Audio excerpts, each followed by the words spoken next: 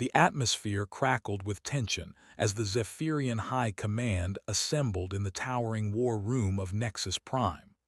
Crystalline walls pulsed with the energy of planetary shields, a brilliant display of the Empire's absolute power. Yet beneath this impressive show of force, an uncomfortable silence hung heavy in the air. Breaking through the quiet came the weathered figure of Commander Kithrin, a battle-scarred veteran whose once brilliant silver scales had faded to dull gray. Deep scars crisscrossed his hide, telling stories of forgotten wars. His proud head crest, once standing tall, now drooped under the weight of countless battles. Though respected, the younger officers often viewed him as outdated, a living reminder of past failures rather than a source of valuable insight. "Speak your mind clearly," barked Supreme General Draxon, his voice sharp with irritation. Unlike Kithrin, Draxon was young, reckless, and thirsting for conquest. His midnight black armor gleamed as his burning amber eyes challenged the old warrior. "We don't have all cycle," he added with obvious scorn. Kithrin drew a slow breath, his voice measured but unwavering. "You believe the Terrans are fragile, chaotic, poorly organized, and split apart." He paused as mocking chuckles rippled through the chamber. "That assumption will destroy you." Draxon relaxed in his chair, crossing his arms as the assembly snickered. "Your fixation on them entertains us, Ancient One. They're merely a nuisance, insects to be crushed beneath our boots." "You speak this way because you've never truly faced them," Kithrin shot back, his gaze sweeping the room before settling on Subcommander Vilex, a junior officer who squirmed uncomfortably. Kithrin's voice remained steady as he continued. "4 rotations ago, I met them at the Kepler station. We thought our armada was unstoppable, an undefeated war machine, but the Terrans—" His talons drummed against the metal table, the sound echoing like distant explosions. "They didn't just fight with desperation, they fought with brilliant cunning. They transformed their disadvantages into advantages, turned their own equipment against us. When we cornered them, they created deadly snares. Their determination to live was unlike anything I'd witnessed, raw and absolutely terrifying." The chamber grew still. Even Draxon's smirk wavered momentarily before he scoffed. "Yet here you sit, breathing and telling stories. Hardly seems like the work of truly dangerous enemies." Kithrin's eyes blazed with quiet intensity. "I'm alive because they chose to spare me. They left one vessel undamaged, mine, as a message never to return." Silence blanketed the room. Even Draxon shifted nervously before covering his unease with a dismissive gesture. "A convenient story, Commander, but we are the Zephyrian Empire, the mightiest force across all star systems. Whatever tricks those Terrans used on you won't succeed against our full might." Kithrin shook his head sadly. "They don't battle for territory or wealth. They battle to stay alive, and creatures fighting for survival don't follow honorable rules." Subcommander Vilex leaned closer, his brow furrowed. "If your words ring true, Commander, why not suggest peaceful talks? Surely bloodshed can be prevented." Kithrin's expression softened. "Why would they trust us? We've shown them nothing but aggression and contempt. They won't negotiate when they're already beaten down." Draxon's fist crashed onto the table, shattering the tense moment. "Enough of this cowardly talk. The invasion moves forward. Terrans are simply roadblocks to our expansion, obstacles meant to be demolished." Kithrin's shoulders sagged, though his eyes remained defiant. "You're committing a terrible error, one that will cost us everything." Draxon sneered coldly. "Perhaps we'll discover the truth, old fool. Maybe you've simply grown too weak to understand what victory demands." The chamber buzzed with whispers as the council prepared to disperse. Vilex hesitated, glancing back at Kithrin. "Do you honestly think we cannot crush them, Commander?" he whispered. Kithrin met his gaze, conviction burning in his voice. "It's not whether we can achieve victory, Sub-Commander. It's whether any of us will live to see tomorrow." Vilex nodded slowly, doubt flickering across his features. Without another word, he turned and departed. Kithrin stood alone in the empty chamber, memories of Kepler Station flooding back. He closed his eyes, hearing phantom screams and feeling the searing heat of flames that had consumed his brothers in arms. As the doors sealed behind him, he whispered, "I gave them warning. May the ancestors show mercy." The human settlement of Terra Nova had been a shining example of progress and innovation. Now smoke choked the air, and the once magnificent cities lay in devastation. Their gleaming spires had been reduced to twisted metal and stone. The Zephyrian assault was lightning fast and without mercy, attack ships screaming through the atmosphere, their deafening roar drowning out the screams of fleeing families. On the Zephyrian command vessel, weapons officer Korath watched the destruction with savage satisfaction.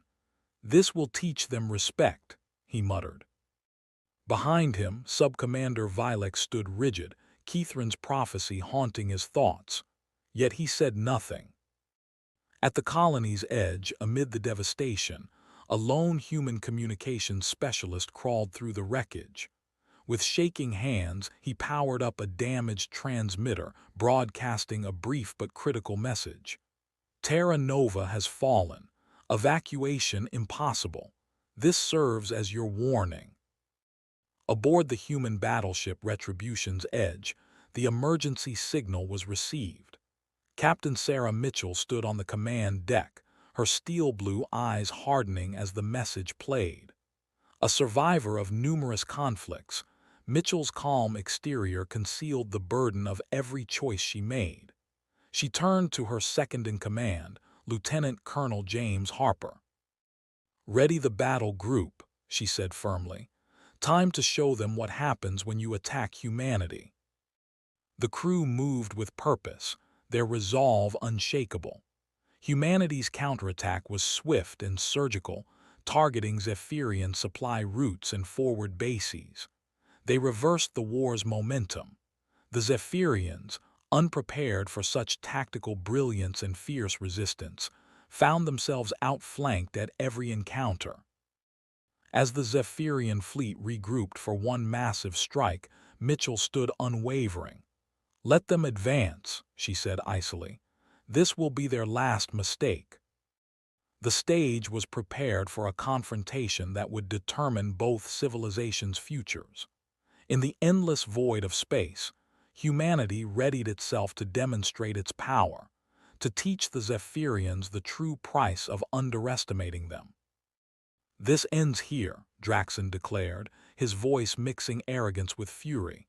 "No more games. We'll crush these skirmishes once and for all." Sub-Commander Vilex stood nearby, quietly studying the fleet as it moved toward human positions. Their military strength was undeniable, but unease twisted in his chest. The humans had already shown their resourcefulness and unpredictability. Something felt wrong. The silence was too ominous. On the human side, Captain Mitchell observed the approaching Zephyrian fleet with calculating eyes.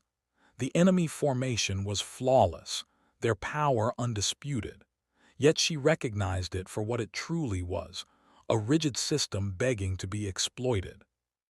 Beside her, Chief Technical Officer Ryan Cross analyzed enemy movements with the intensity of someone searching for cracks in an impenetrable wall. "They're committing their entire force," Cross said, his voice mixing admiration with contempt. "Arrogant fools think raw numbers guarantee victory." Mitchell nodded, her expression unreadable. "They haven't learned yet. Let's educate them." The human ships held their position. Instead, through Cross's cybernetics division, a team of digital warfare specialists working tirelessly behind the scenes, A series of precise electronic strikes was launched against Zephyrian fleet systems. Targeting computers malfunctioned. Communications networks crashed. Cascading false alerts spread panic through their ranks. On the Zephyrian flagship, Draxon slammed his clawed hand against a control panel. "What's happening?" he roared as technicians frantically tried to restore order. "Signal interference," Vilex reported tensely. "They're disrupting our networks." "Compensate," Draxon snarled. "Use raw firepower to overwhelm them." But the humans didn't wait. Small, agile strike teams emerged from asteroid shadows and debris clusters. These units hammered the fleet's supply vessels and support craft with devastating precision. The Zephyrians, accustomed to direct confrontation, found themselves blindsided by guerrilla warfare. Each engagement drained their resources. Vilex's confidence crumbled as he watched the chaos unfold. Turning to Draxon, he said, "This isn't the battle we prepared for." Draxon's blazing eyes burned with rage. "You sound like Kithrin. This isn't surrender, Vilex." "Not yet," Vilex replied, his voice steady despite the pressure. "But this is about survival, Commander. Pride will be our destruction." But Draxon refused to listen. He ordered the fleet to mass for one final, desperate charge. The humans, however, were ready. Mitchell had anticipated this move and prepared a snare. The Zephyrian fleet advanced straight into a human ambush. Warships surrounded them, blocking all escape routes. On the bridge, Mitchell gave the order for the killing blow. "This is where triumph dies," she said grimly. The battle didn't end with spectacular explosions, but with the grim sight of the Zephyrian fleet's command ship, once a symbol of their unstoppable might, drifting powerless. Its systems were dead. As debris settled, Cross turned to Mitchell. "They have one option left if they want to survive," he said. Mitchell nodded, her face grave. "If they refuse, they'll force us to complete extinction." The battle was finished, but the war had only just begun.